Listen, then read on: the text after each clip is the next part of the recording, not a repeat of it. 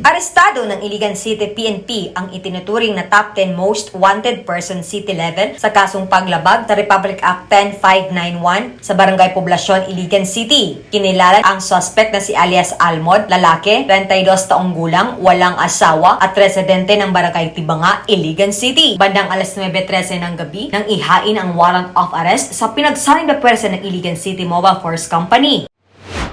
Napaka-importante po talaga na i-renew po natin para hindi po tayo makapag-violate ng RA 10591 kasi po yung ating kapulisan, lalong-lalo na dito sa Police Regional Office 10 ay paiitingin po yung kampanya natin against loose firearms at kasama rin po yung mga gun holders and owners na merong expired licenses at sa 3 beses po na yon, kung hindi po talaga sila magre-respond sa ating panawagan, we will subject them for a police operation, lalong-lalo na itong application natin ng search warrant.